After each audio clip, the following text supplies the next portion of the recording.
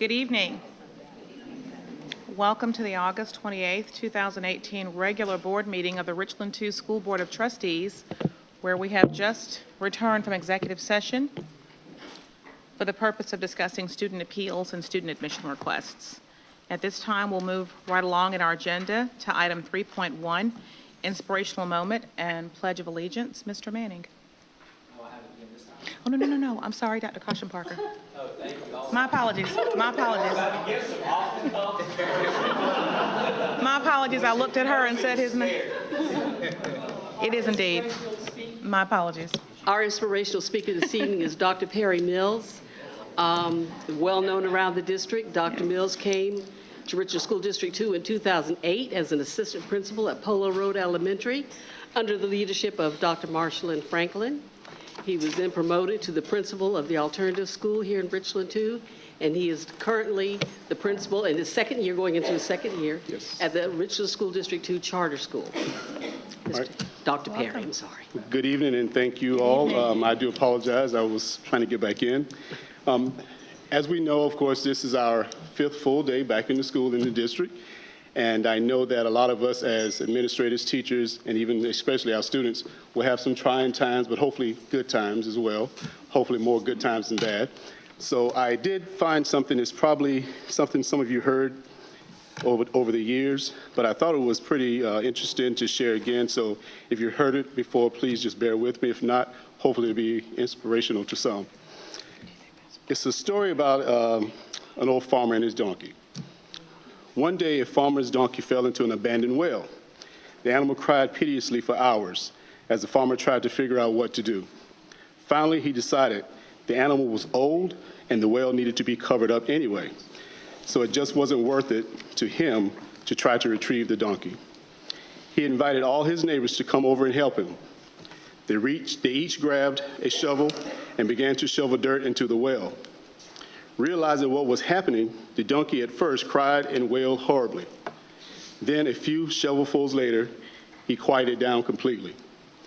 The farmer peered down into the well and was astounded by what he saw. With every shovelful of dirt that hit his back, the donkey was doing something amazing. He would shake it off and take a step up on the new layer of dirt.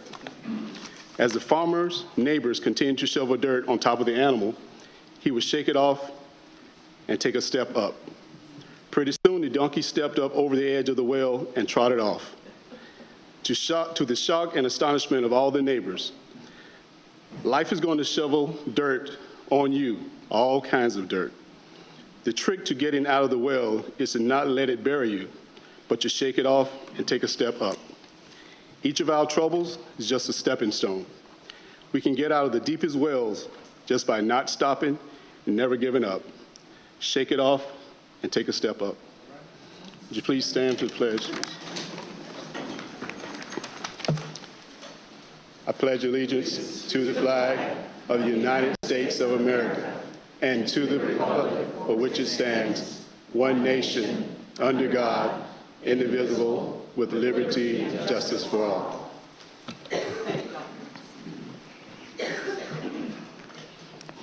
Thank you, Dr. Mills. I think we can all relate to troubles and dirt being shoveled, and we appreciate a timely parable and very applicable. Thank you. Thank you for taking the time to be here and for sharing your words of wisdom with us.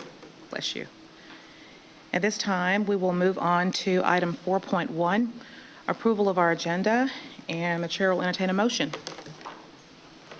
Madam Chair, Yes, Ms. Agostini. I move to approve the agenda for the August 28, 2018 board meeting. Thank you, Ms. Agostini. Is there a second? Second. Thank you, Mr. Manning. It's been moved and properly seconded that we approve the agenda. Is there any discussion at this time? Hearing none, we will entertain a vote.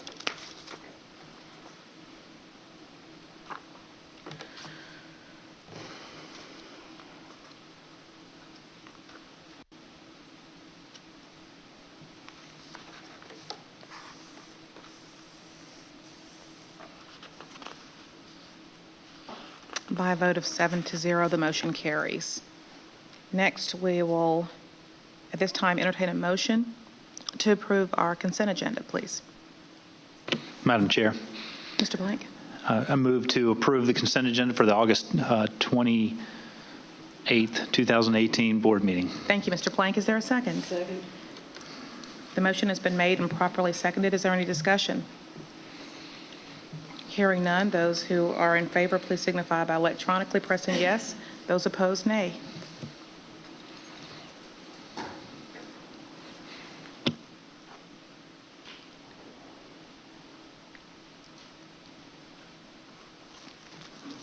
By a vote of 7-0, the motion carries. At this time, we will move on to item 6, specifically 6.1, is the first of two sections that we have in our meeting that's indicated for public participation. Just a little bit of housekeeping. The speakers who come to address the board are limited to 3 minutes.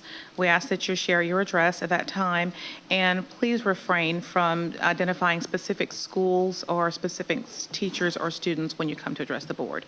Our first.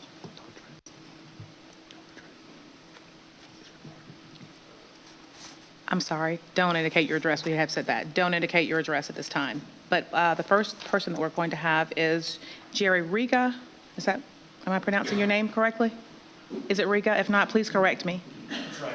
Okay, and don't share your address, please. Okay. Thank you. My apologies. Actually, I just want to, I'm here not to complain. You probably get a lot of complaints and harassment, and I'm actually here to say thank you. Thank you to the board. Thank you to Mr. Plank, Mr. Manning, and Mr. Davis, Dr. Davis. We had a little incident last week with some mix-up on registrations. We had lots of emails and phone calls back and forth, and I'm glad to say we got it very quickly resolved, just to show that we can actually get things resolved quickly, efficiently, and to everyone's happy satisfaction. So I'm just here to say thank you for that. And I wanted to actually introduce the two exchange students, one from Brazil and one from Italy, who benefited from the fast action that this board and Dr. Davis took. I'd like to introduce Gaia De Rossi from Italy and João Vitor Bergetti from Brazil. And they want to thank you as well to make the rest of their stay here in the U.S. very enjoyable and beneficial. So thank you. Thank you, Mr. Rega. We don't respond to problems or concerns that are addressed at people who come to well, but you're welcome. I think I can say you're welcome. I'm glad it worked out. I'm glad it worked out for you. I think it's safe to say that. The next person we have signed up is, please correct me, it's Bryn Johnson or Brian Johnson, and please correct me. Bryn, feel free to come forward. Don't give your address.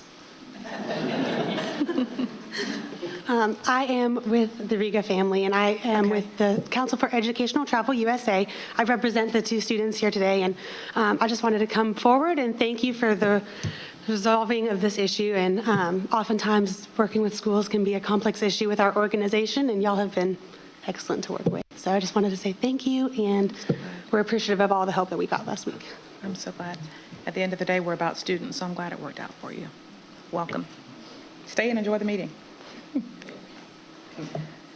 The next item on our agenda is item 7.1, legislative update. Mr. Shad.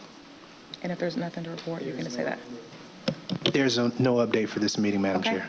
Thank you, Mr. Shad. Then we'll move on to item 8.1, student appeals, and it'll be followed immediately by item 8.2, student admission request into the district's adult education program. I would love to entertain a motion at this time. Madam Chair, Mr. Manning? for student appeals, recommendation for student number 1 to deny the appeal.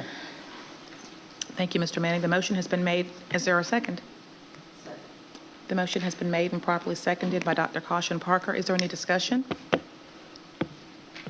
Hearing none, we will prepare to make the vote at this time.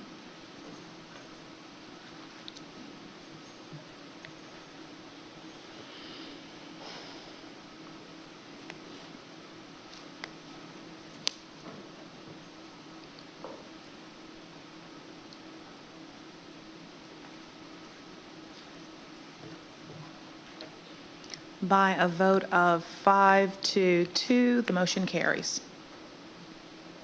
Next, we'll entertain a motion on item 8.2, student admission requests into the district's adult education program. Madam Chair, I make a motion that we allow student number 1 to attend the district's adult education program. Thank you, Mr. Manning. Is there a second? Thank you, Dr. Elkins Johnson. Is there any discussion? The motion having been made and properly seconded, we will, at this time, indicate a yay electronically if you're in favor and a no if you're opposed.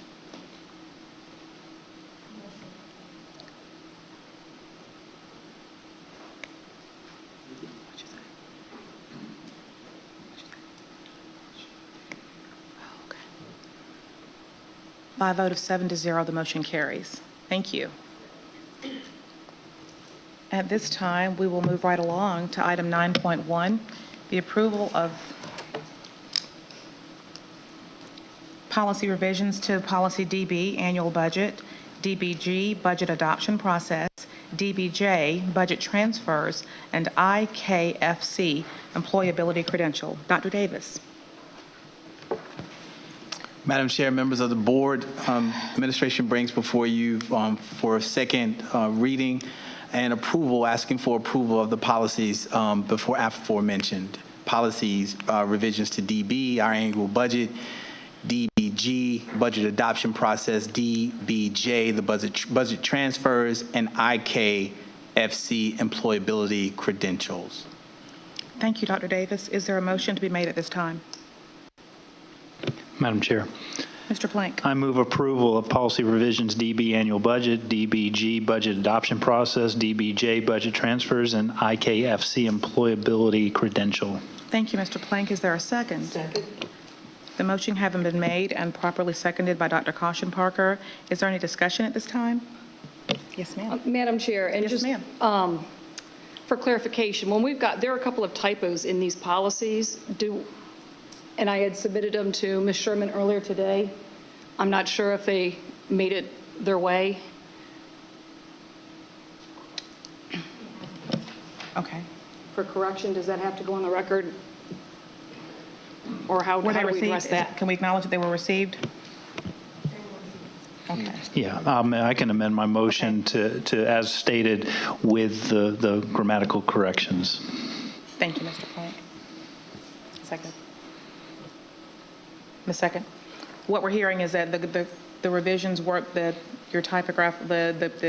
revisions that you made, the typographical errors were received and will be made as a part of the record. Is that correct? Yes? That's correct, because they're not material, Yes. they don't material. Are you speaking to me? Are you addressing me? Are you addressing Ms. Yes, Sherman with that question? Is that satisfactory? Okay, that's fine, yes. Okay. Okay. Yeah. So, Mr. Plank? Yeah, so my motion as amended is to approve policy revisions DB annual budget, DBG budget adoption process, DBJ budget transfers, and IKFC employability credential with the grammatical errors corrected as submitted by Ms. Agostini. Thank you, Mr. Plank. And the second still stands. Any further discussion? Hearing none, we will take it to a vote.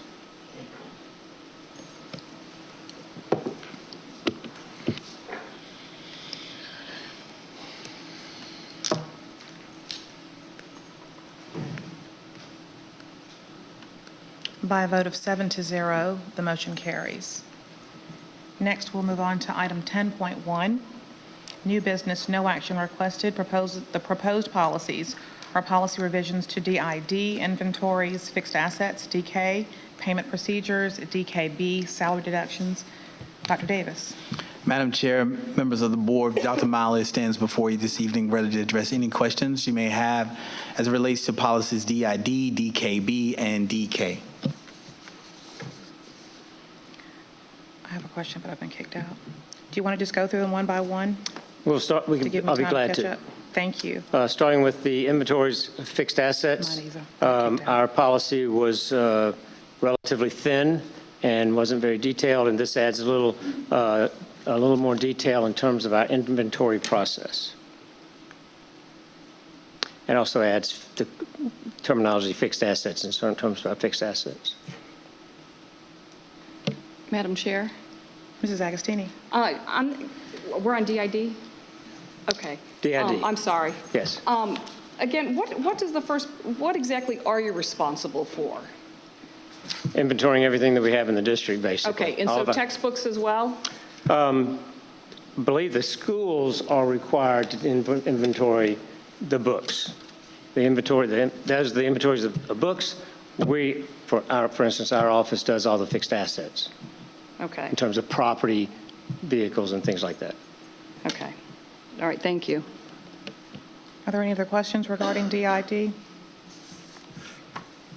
If not, feel free to move on to DKB. Dr. Miley? DKB, salary deductions, this is a new policy. It gives some more details on how we withhold deductions from employees, both voluntary and involuntary, and just clarifies that process. Thank you. That's okay. I have a quick question, and I didn't submit it in advance because it's not a major item of concern. I guess the third paragraph down, 403B, tax sheltered annuity plans. It mentions twice that it's authorized by the board in accordance with the approved plan document. Is that something that we review periodically? It mentions twice that the board approves the written plan document, 2 or 3 times. When we initiated the 403 plan, you approved it. So the plans were approved. Obviously, you don't approve every person that signs up for the plan, but the plan Yeah, is just the approved by the plan. board. Yes. Okay. Madam Chair. Mr. Manning? I have a question, Dr. Miley. For the 401K and 457 annuity plans, which meet board-established criteria, Yes. is there any way that would somehow disqualify the deferred comp program that the state offers? No, I don't think so. This is above and beyond the deferred Yeah. comp program. These are vendors that offer Additional. payroll slot. Right, I just wanted to make sure that there was no possibility where we would establish criteria that would somehow disqualify the state deferred comp plans. That was, okay. Because otherwise I was going to want to put them in there, but as long as we can be assured that they will always be an option. Correct. Okay, thank you. Thank you. Are there any other questions regarding this policy? If not, continue, Dr. Miley. Payment procedures, DK. This cleans up a couple of things. One was the 3 signatures required by board members, by the board, for authorization to draw a check and deposit funds. That would be that we have not been doing that, and we think the chief financial officer or his designee to do that. It clarifies some purchases on authorized district procurement card. We're moving more and more to procurement card. We earn discounts for using that, rebates, and we are using that. It's making the system much more efficient, so we've added that, and I think that was about it. Thank you, Dr. Miley. Are there any questions or concerns regarding policy DK? Board members?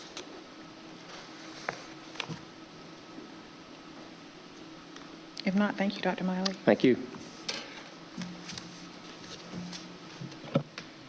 At this time, we will move on to item 10.2, an update regarding ESSA. Dr. Davis.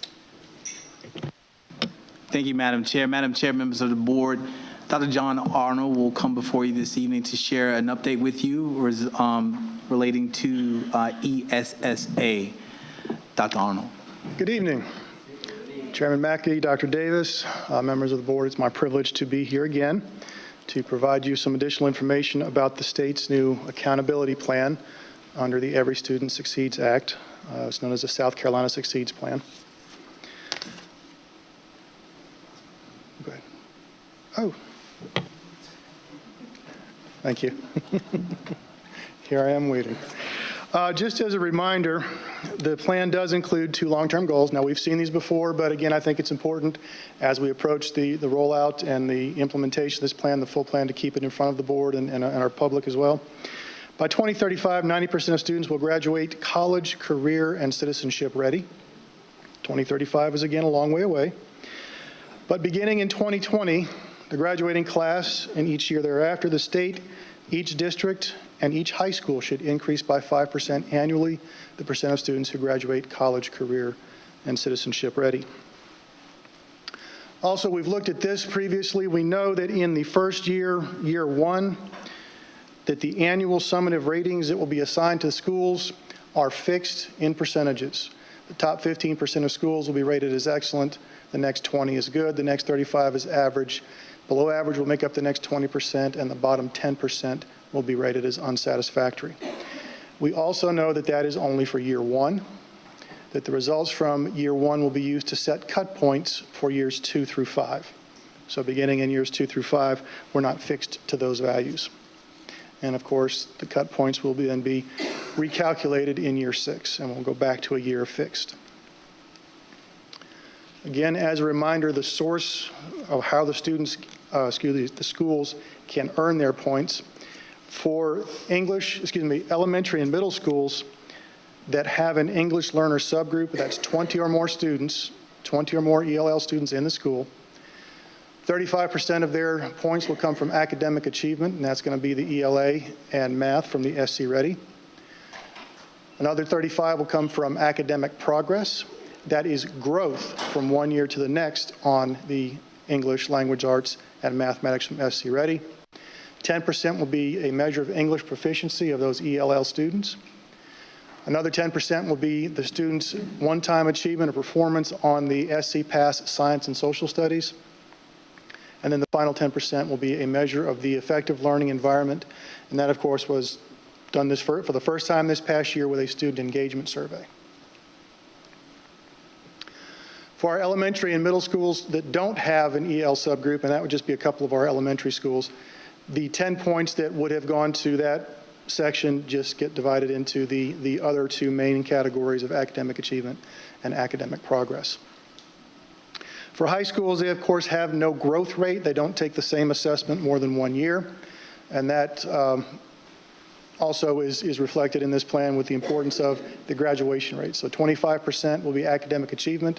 That's going to be on the end of course English 1 and Algebra 1 tests. The college and career readiness, again, we've talked about those. There are 9 different ways that a student can demonstrate that they are college and or career ready. They don't have to be both. Preparing for success is, again, the science and social studies. In this case, it's the biology 1 end of course exam and the U.S. history and Constitution end of course exam. And then at the high school, the effective learning environment, that student engagement survey, is only 5% of their total points. Now, something that you haven't seen yet, and this is a little bit of the kind of the update part, is a sample of what the state has provided us as far as what the report card might look like. And please notice that might is in bold and italics. Might look like.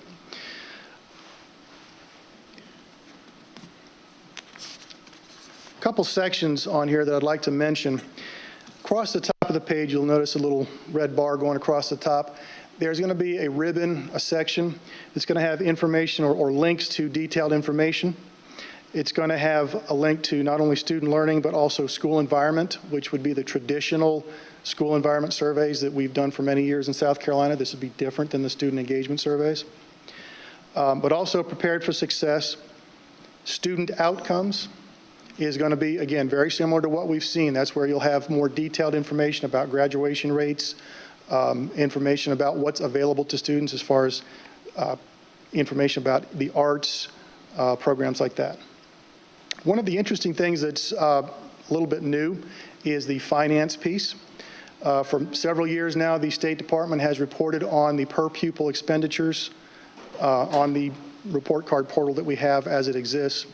This is going to add one little wrinkle to that. It won't come at the immediate release. It will be sometime later in the spring, and it will simply provide a designation or description of what percentage of our funding is based from federal sources and what percent is based from state.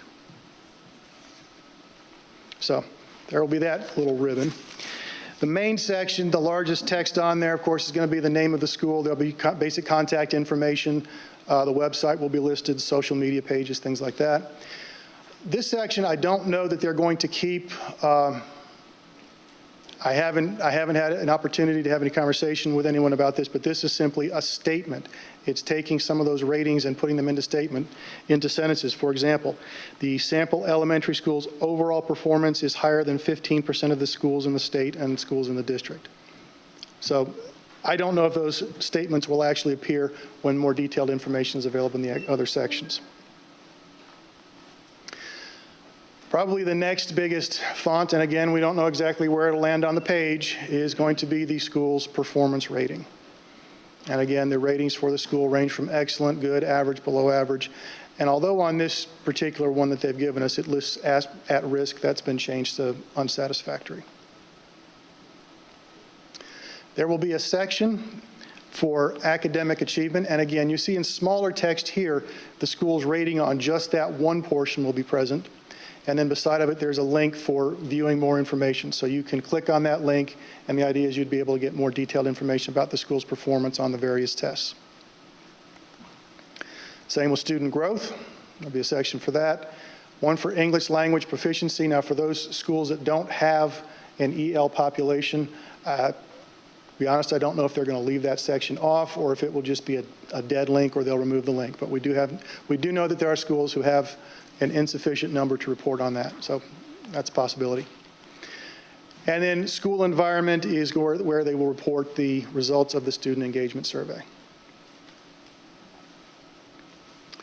Last, down at the bottom, a place for those who are curious to be able to download a PDF version.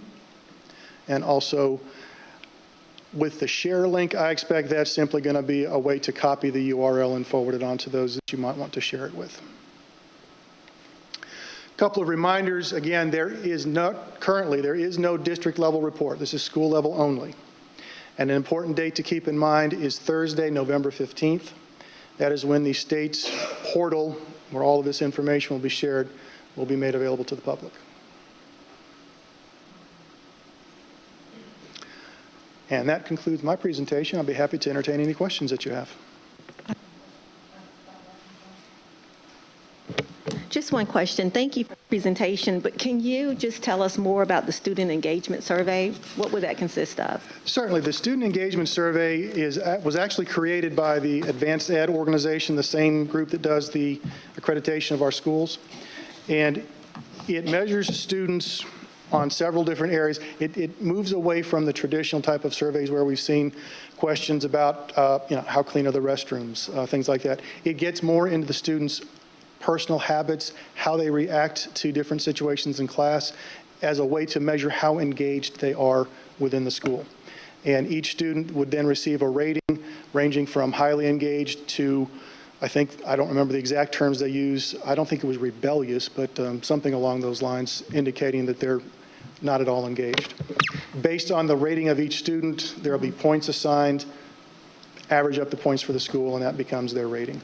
So will the students take this survey on site at school? Yes, they took it last year during the spring. There was about a 2 to 3 week period where the students completed that survey. And that was administered to all students in grades 3 through 12. And if they decline to take the survey, do we have a record of that? At this point, no. I do have a way that I can log in and find out our participation rate. That's something that I continually updated the principals on so that they were aware of how many students were participating. The state does have the expectation that we would have 95% participation rate. This year, however, they have indicated that that would not be strictly enforced, so I don't believe there will be a penalty this year. Our district was above the 95%. I believe all of our schools were as well. So can you get that information back to us? Yes, ma'am. Thank you. Mrs. Agostini? Thank you so much for your presentation. Can you define for us what citizenship ready is? My understanding is that the State Department of Education has begun using essentially the same test that is used by the Immigration and Naturalization Service for citizenship. I believe it's a 100-question multiple choice test. I don't believe students are required to answer all 100 questions. I think they may be given a sample of it, and then based on their score, provided they pass that. Thank you. Certainly. Are there any other questions? Mr. Shad? There's been some recent media reports regarding the Read to Succeed with the third graders. And only because you're up now, hopefully you can answer this. Apparently there were like 4,000 third graders statewide that failed, but 300 or so were only retained out of that 4,000. Do you have any idea of how District 2? Yes, sir. I don't remember the number of students off the top of my head that failed to score the minimum required score.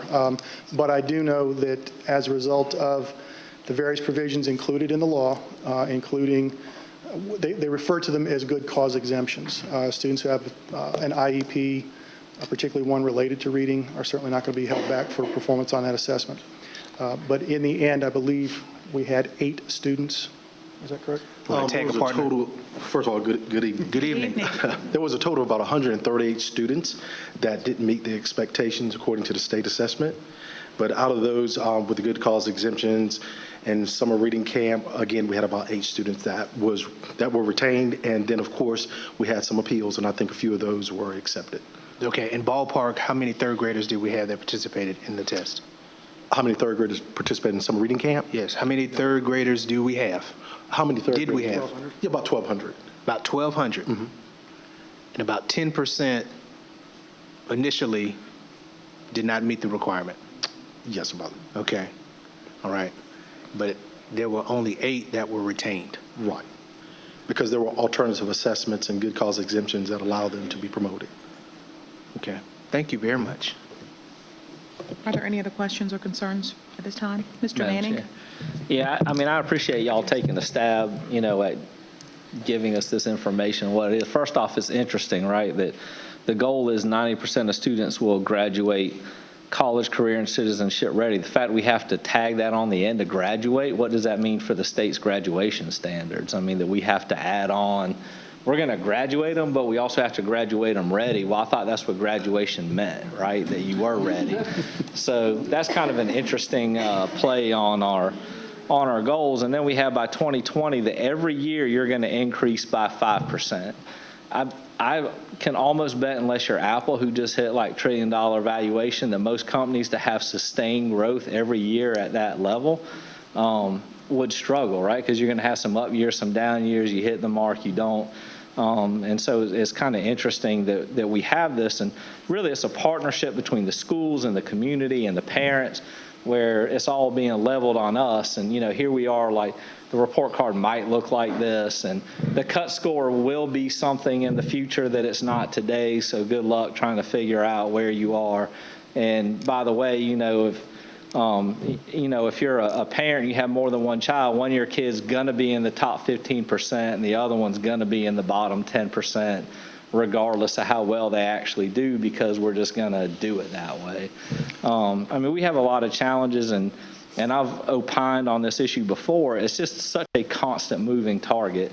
Since I've been on this board, I cannot tell you, and I've been on 8 years, we have, the mark of where we're trying to get to has changed almost every year I've been on the board. So to try to look back historically and say, well, how well did we do? Look forward, how well are we doing? How do we prepare for that? It's a constant moving target. So Dr. Davis, a lot of challenges. We appreciate the work that y'all do to, our teachers who are being now held accountable by a student, telling the teacher whether they feel happy and engaged or not is somehow a mark of our success, when we all know, I can look back some of the hardest teachers I had that I probably would have evaluated poorly in retrospect. If I could go back, I would give them high marks, because they held me to a standard I didn't like at the time. But now I realize that there was a reason for that. And so a lot of challenges. I appreciate the work y'all are doing to keep us informed and to try to keep all this in the front and measure it and be successful. But I understand it's a huge challenge, so thank you. Thank you, Mr. Manning. Are there any other questions? I have one. When we're looking at the sample report card that may or may not be utilized, can you tell me a little more about, I know that you've discussed it with us before, but tell me a little bit more about the school being tracked, per se, according to the student's academic growth? Yes. How is that determined? And if you've already told us that, I apologize, but I kind of honed in on that. I'm trying to figure out how the school is rated by the average student's academic growth. Can you give me a little more information? Yes, ma'am. That may or may not occur, of course. Well, that part we know is going to happen. We Okay. do know that each of the schools will receive a rating based on the academic growth. Now, the way that they're going to measure that is not simply by looking at an individual student, look at their performance last year, look at their performance this year, and by a vertical scale score, determining whether or not the student grew. We could do that. We now have that available with the assessments that we use, but that's not the model that the state is using. Instead, we're using what is referred to as a value-added measure, and it's more of a predictive model. A company, SAS, a statistical company, has a product called EVAS, Education Value-Added Assessment System. And they will load into it. They have already, from the State Department, received our data files. They have loaded into that system each student's, as much history as we have on the students as far as their academic performance, their prior assessments. Using their procedures, they analyze each student and determine, based on their prior performance, how much should they grow. If the student, in fact, meets that mark, the student gets a positive, essentially, and I can't really give you numbers, I hear you. but if the student were to score exactly what they were predicted, that would essentially be neutral. The student didn't grow any more than they were expected. That's just simply holding pace, so 0 points. If the student grows more, there's some positive value assigned. If the student grows less, a negative value assigned. Average is calculated for the school, and average is calculated for the state. The school is then compared to the state average to see if they've grown more than expected. Wow. It's a that's- complicated system. Yeah, it is. It is. So if you have students who are already extremely high achievers and are maintaining that level, then they get 0. I'm just thinking of the logistics in it. It is difficult for a student who's already performing at a high level to continue to grow. But fortunately, because they look at that student's test history, the growth that would be expected for that student would probably be lower than the amount of growth expected for a student who is farther down the scale. Those students who are farther down typically grow more, which actually works out well for some of our other They have room schools. for growth. They have more room for growth. Yes, ma'am. And that's not to say that we can't or don't grow our high-performing students. We certainly do, but it is challenging.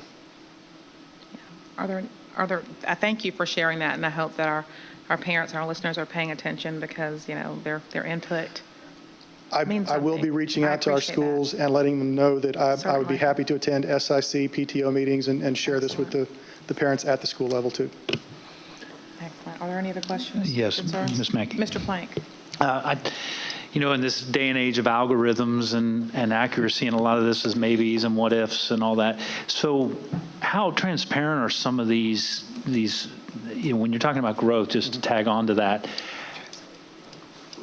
some of that is maybe or probably, where do we find the reality? The only measure that I feel like is not really transparent would be the student growth. And that's simply because it's a calculation done by an outside company. I don't have access to all of their algorithms and how they calculate it exactly. I have a general understanding. But that is probably the one thing that is the less transparent.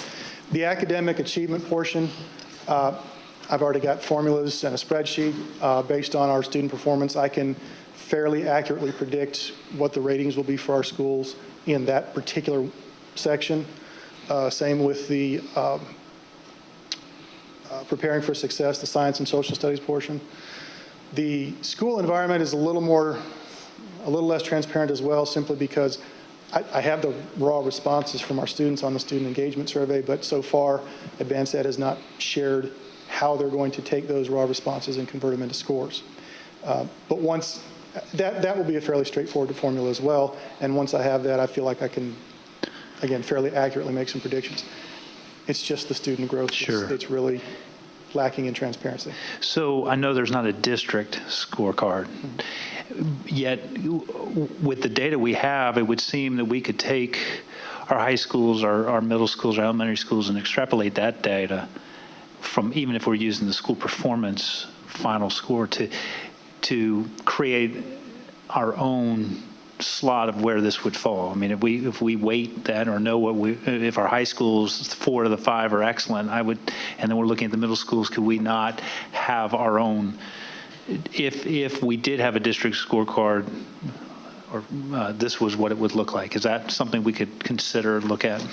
We could do that on the individual portions, but again, because the overall rating for each of our schools is going to be based on how they are compared the to cut, others, right. we would have to compare ourselves to other districts. And unfortunately, I don't think we'll have access to all of the data needed to make those calculations for the other districts. Sure. Okay, thank you. Certainly. Are there any questions, concerns at this time? Thank you, Dr. Arnold. I know that you do a good job of keeping us abreast of this information. I thank you for sharing it publicly and just urge people to pay attention. Thank you very much for taking the time to present to us this evening. Let me take a point of personal privilege. I completely forgot to acknowledge some visitors that we have tonight. Glasses, please. It's Boy Scout Troop 287, and they are here. If you all want to stand, you're welcome to do so. We'd love to see your smiling faces. They are here working on their Citizenship Community Badge, and the troop meets at St. John Newman School.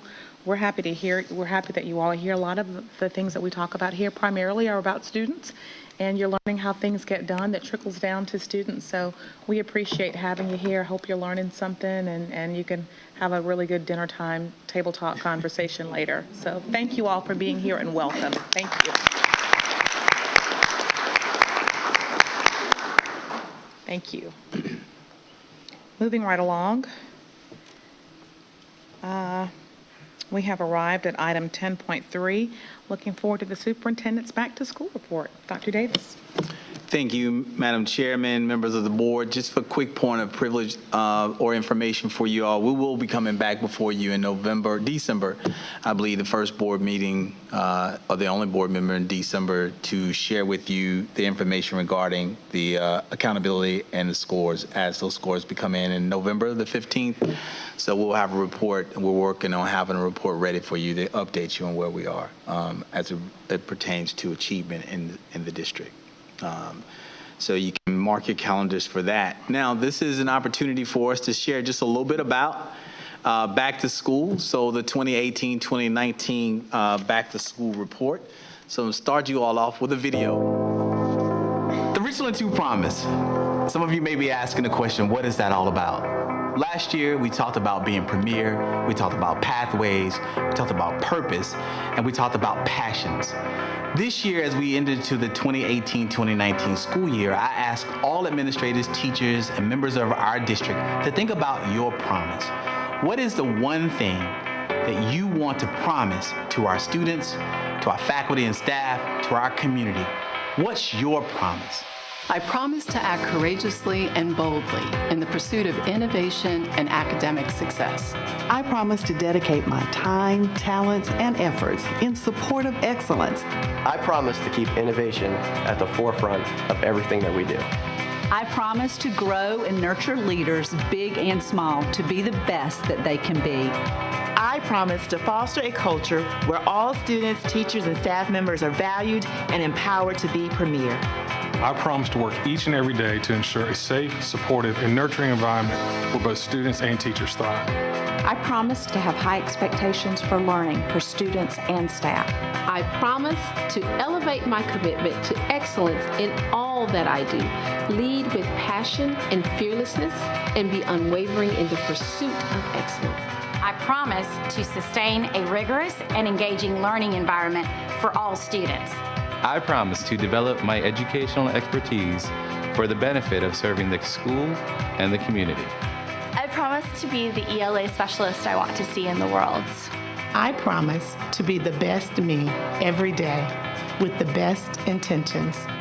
I promise to challenge the status quo by spending far less time saying, we can't do that, and replacing that with, let's find a way. I promise to create the type of culture needed to produce high-quality learning and performance outcomes that prepares every student for high school and beyond. I promise to consistently model high expectations to support a safe, nurturing, premier learning environment for all. I promise to be resolute in my pursuit of premier. I promise to be relentless, unyielding, and unapologetic in my efforts to demonstrate consistent excellence in the practice of our core values, the application of our principal practices, and the accomplishment of our universal goals. I promise to be supportive. I promise to hold myself accountable before I hold others accountable. I promise to demonstrate honesty and integrity through my actions, not just words. What's your promise?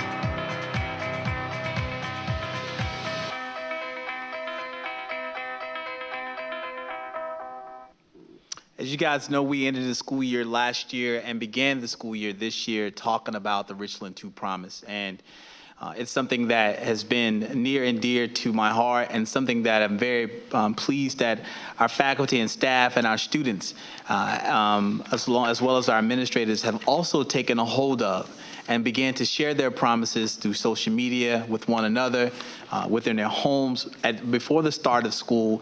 And it's something that we'll continue to do throughout the school year. We're going to continue this Richland 2 Promise campaign, where you periodically throughout the year we will share the promises as they begin to come in, and we begin to put them together so that we all remain committed to the task at hand, because a promise is basically a declaration of an action that we intend to uphold and demonstrate for individuals within our district and for ourselves. Let's take a quick look at Richland 2 by the numbers during the first couple days of school. As you can see, our Day 2 student count is 27,754 students, K through 12. We have a total of 3,636 employees, 171 administrators, 2,200 certified staff, and 1,100 support staff, and an excellent fill rate of 99% for our certified staff. We were shooting for 100%, and so I had to talk to Ms. Williams about how do we not get to 100% on our fill rate for the start of school year. But I am very appreciative of all of the staff members and all of our district office personnel who took it personally when we said that we are all recruiters for the school district. That is important that we make sure that we have our classroom filled with certified teachers. The student count difference between Day 2 of this year and Day 2 of last year, if you don't remember, which I don't expect you to remember, but the Day 2 count during school of last year was 27,252. And so that is a difference between Day 2 of last year and Day 2 of this year of 502 students. Right now, currently, we do have 17 vacant positions, and so we are actively seeking to fill those positions. So those of you who are out there who know of anyone that's a certified teacher that's looking for a position, and those of you who are watching, please contact our Human Resource Department if you're interested in filling the vacancy and joining a premier team here in Richland 2. Buses. We have a total of 121 buses. That's 82 regular routes and 39 special need routes. Meals served during the 3 days of school, the first 3 days of school, 14,858 breakfasts were served, as well as 35,042 lunches. We are now up to, from last year's data, we had 114 buses. So we have had an increase in our buses from last year to this year. But we do need 5 additional bus drivers to fully staff our 7 additional routes that we have added as a result of the growth in the district. Just some fun facts that you may want to know. Last year, there were 19,240 students per day rode our buses. That's a total of 3.4 million total rides over the school year of last year. We logged over 11,000 miles per day each day. So that's a total of roughly about 2,019,190 miles. It's a lot of driving for our buses. In all of that, we had 1 at-fault accident. We're looking for that individual. We're attempting to cut that by 100%. But we had 1 at-fault accident.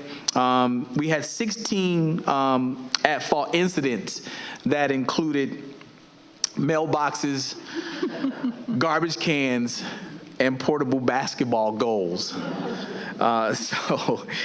had about 4,400 field trips last school year using our buses and activity buses. I also had an opportunity to visit operations department during our second day of school visits, getting schools ready. We had over the summer we had about 3,500 work orders addressed and repurposed about 250 pieces of furniture, among other things.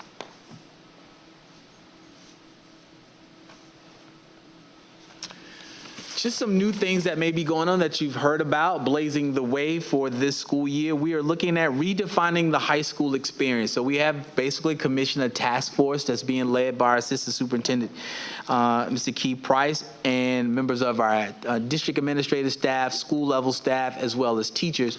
But we are looking at how to do high school differently. How do we make the high school experience different in preparing our students for the future? We're also expanding the benchmark testing, remaining middle schools that will continue to participate in the benchmark testing will be Blythewood Middle, Dent Middle, Kelly Mill Middle. But we're also adding schools, Muller Rose, Summit Parkway will be the 2 additional schools. Elementary schools, Lonnie B. Nelson and Sandlapper are added to last year's group of 11 schools. And we're also adding open court to first grade. If you guys remember, we were continuing the transition and implementation of open court. You guys mark that down. We got to applaud elementary principals. But we are adding open court to first grade. We also are continue to revisit discipline. So we've recommissioned a new discipline task force for the purpose of looking at our consistency in our application of the new discipline matrix to make sure that we're implementing that with fidelity and to continue to monitor that so that we can continue to help students remain in school. In addition to that, we've had additional high schools get the approval from the NIMSI program, which is the National Math Science Initiative. Where we can add now our additional high schools have been approved to apply because they now have the appropriate number of students who qualify, which will allow us to implement NIMSI at Northeast, Spring Valley, and Westwood, which would join Ridgeview and Blythewood High School. And as well as the MedPro 21 magnet programs, which is the STEAM M with the focus on medical. School-wide program, magnet programs at Bridge Creek, Rice Creek, Kelly Mill, and Ridgeview High Schools. Say hello to our new principals and directors. I know you had an opportunity to meet them, but just want to introduce you to them. We had our board members walk with us during the first 2 days of school, or first day of school.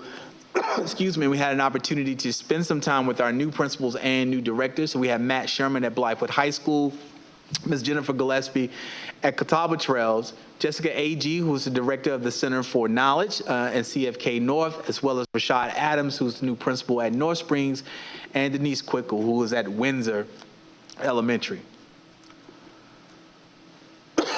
We want to give a big shout out to all of our community support.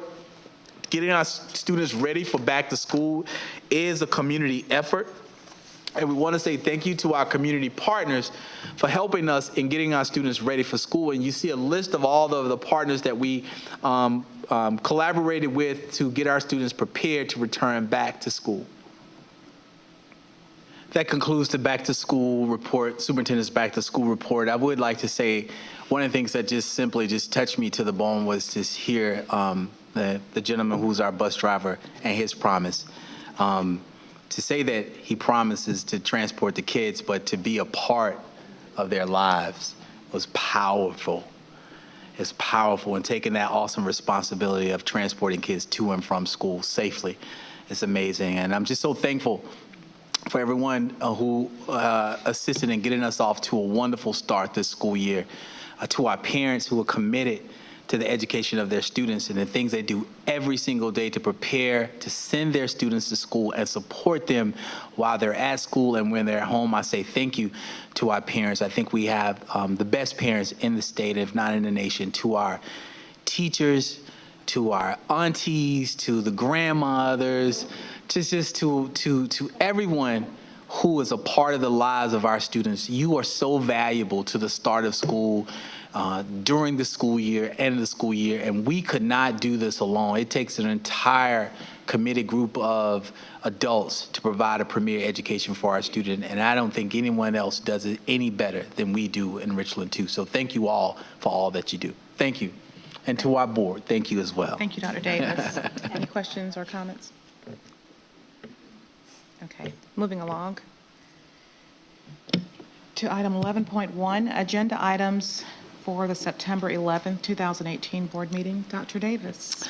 Madam Chair, members of the board, excuse me, for the September the 11th, 2018 business meeting future agenda, we have student appeals, adult ed requests, special recognitions, teacher of the year recognitions, and our NAOP officers recognitions. We have a school focus will come from Lake Carolina Upper. Our legislative update, should there be one, approval of policy revisions DID, DK, and DKB, and then we will address any future proposals for policies in section D. Thank you, Dr. Davis. Are there any requests for the next board meeting or future board meeting agenda items?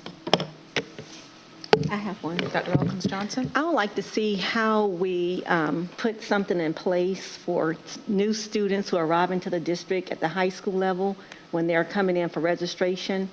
What procedures that we have in place that's uniform across all of the high schools. Thank you, Dr. Wilkins Johnson. Are there any others?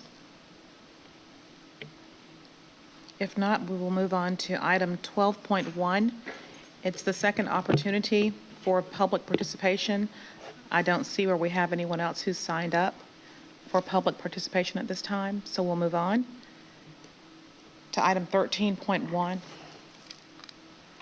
To item 13.1, board and superintendent comments, and I'll start on my right with Mr. Plank. Well, what a great start to the new year.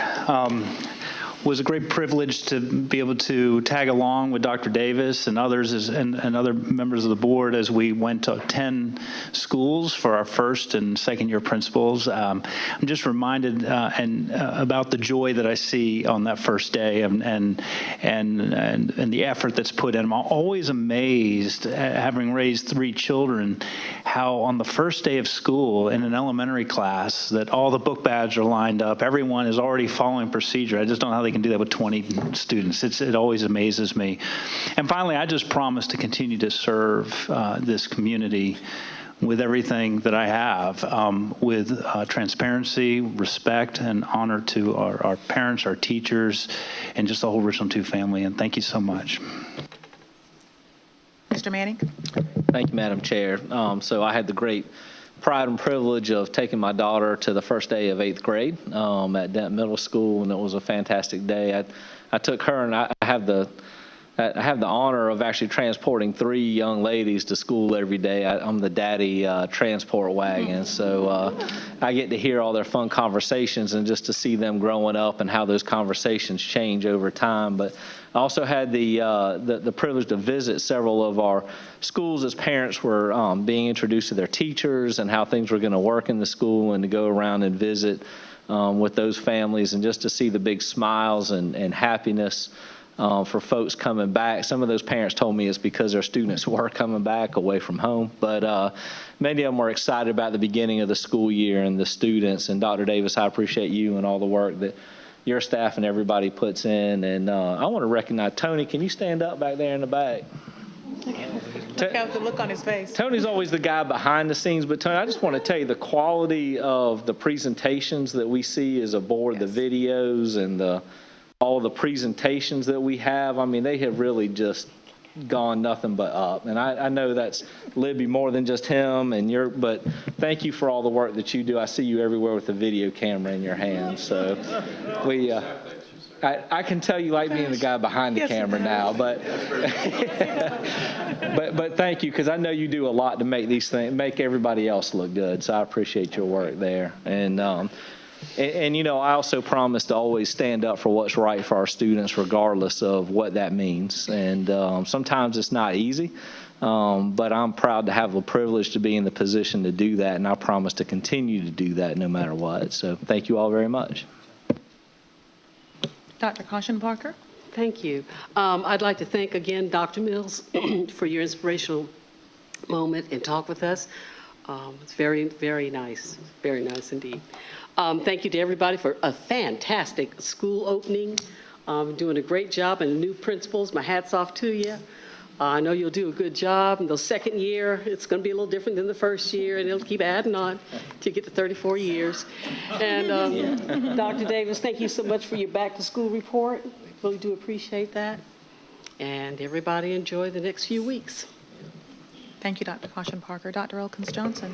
Yes, just want to say it was a pleasure going to visit all of the schools at the beginning of the school year. Saw so much excitement and fun and interaction. Just want to encourage you to continue that throughout the entire school year. And want to say my promise. My promise is as long as I serve on this board, I'm going to serve with integrity. I'm going to be a voice for the voiceless. I'm going to return parent phone calls, which I always do. And I'm going to walk with honesty and respect for all, regardless of zip codes or school buildings. Thank you. Thank you, Dr. Elkins Johnson. Mrs. Agostini. Thank you. For me also, it was a treat to go out and visit all the new principals at the schools and to see the energy and enthusiasm out there. My promise is to also work in the best interest of our students and our families and to support our district employees. Thank you. Mr. Shad. Thank you, Madam Chair. It was also a blessing to walk with the SUP. That's what I call them now, walk with my SUP, and some of the other board members for the first day and getting a chance to view our new principals and their school and directors and their schools. And I will say, because this is near and dear to every person, that the tour was a little bit delayed every time we tried to enter a classroom, and that was a good thing because every door was locked. And that is near and dear to us. That's top of mind as it relates to this bond referendum. We have already put things in place. We already had things in place, but it was encouraging and reassuring to see that it's an inconvenience to try to get into that door. And we want it to be an inconvenience for someone who may want to do harm. Even for the board members in the SUP, we had to wait for someone to have that key and open that door for them because there was teaching and learning. Of course, we didn't want to pull the teacher away from what they were doing. So that was very encouraging. The schools all were very welcoming, not only the physical plant, but also the human resource. They welcomed the students in.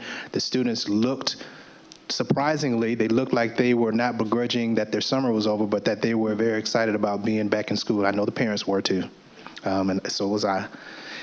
The grocery bill has gone down, some. But I also wanted to, and the reason I'm saying that is because we want to make the experience for the student an excellent one, a premier one. That experience, of course, starts at home. For some of our students, traveling, also that experience needs to be a welcoming one. What some may not know is that we are limited with the travel experience that they have with the buses that we receive from the state. The board members, after our executive session and before the public session started, Dr. Davis was kind enough, I'm putting that in quotes, to give us the experience of what some of our students go through. I will just put out the year 1988. 1988 was when Vice President George Bush was running and Governor Dukakis was running for president. 1988 was when we had the Olympics in Seoul, South Korea. 1988 was when we were trying to figure out who framed Roger Rabbit. 1988 is the year that one of our buses, which was on this campus, is probably gone now, which is in circulation in Richland District 2. We just received that recently from the state. 1988 was when I was in the 8th grade. My daughter is in the 8th grade now. Is this the experience that we must give to our students, which is beyond our control? We only take what we get from the state.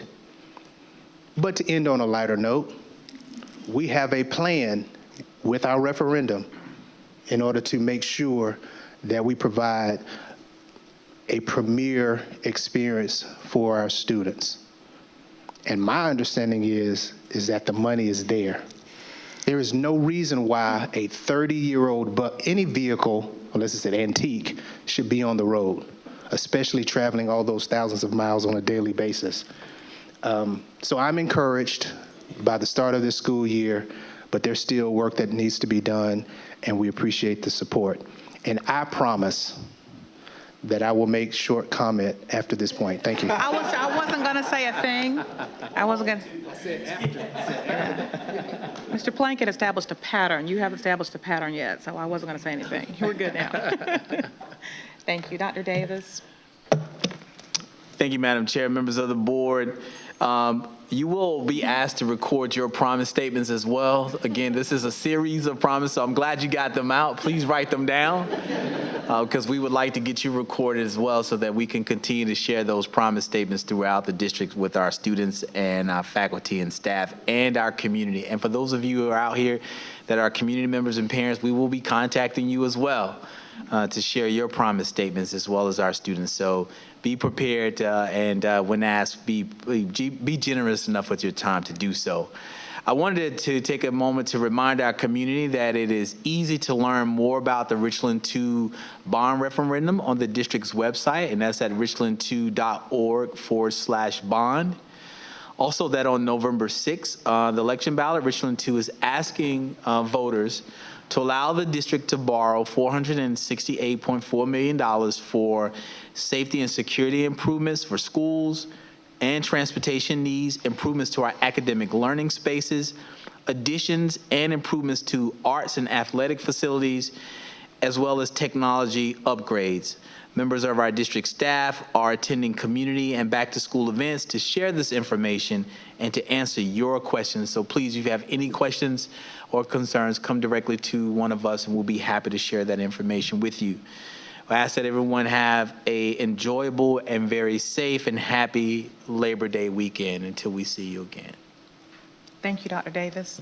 The thing about going last is there's not much left to be said. So I echo my fellow board members' sentiments. I do want to say that watching the Richland 2 Promise videos on social media for the past few weeks has been amazing. It's been interesting to see, obviously, people's their priorities, their personalities, their commitment, but to see the heart. You can see the heart of Richland 2 and what our staff members, our teachers, our bus drivers and all, what you're passionate about. And it's just nice to see a glimpse into people's hearts. Having said that, I know that I'm thankful for the people who are in the room, those who have to be here and those who choose to be here as always. But we thank our teachers on a regular basis. I hope so. We thank our students, our parents for sending us students their very best, what they have to be educated. And there are a lot of community partners and inter and intra partners that we have in the district that we thank a lot of times. But I just want to take a moment to thank Dr. Davis. The report that you gave tonight is just a snippet of what he does. Being the CEO of the district, he oversees a lot. You know, you've been a teacher, you're a parent, of course. Superintendent, he's over a lot. The buck stops with him with regard to running the district. And I just want to, the first day of school, I respect what teachers do because my mom is one. So I know how early that she got up in the morning and her day never was over. She's up grading papers, planning things for the summer. I know that. But starting a day at 8 o'clock, and visiting 10 schools and seeing teachers and principals with their smiling faces and joys. I was tired because we started at 8, left at 2-something, and then I had to go to my day job to finish up commitments that I had there. And Dr. Davis and the principals and teachers we saw were just tireless. Appeared to be tireless. Of course you're tired, but students don't see that. They see the energy, they see your smile. We see you when you're in tough spots, when you're representing us, he represents us well. Not perfect, nobody is, I'm certainly not, but I just want to take a moment to thank our superintendent for all that you do. You make it easy for us to support you, and I thank you for the way that you support our district. And just wanted to say that you're always thanking everyone else, but I want to take a moment to thank you, and we appreciate you for what you do to make our district maintain excellence and premier, and we just thank you for that. Thank you. Moving on to item, there's no need for a second executive session because we conducted all of our business with the 2 students we discussed in our first executive session. So there's no need for voting on those things. So item 16.1, we'll consider ourselves adjourned.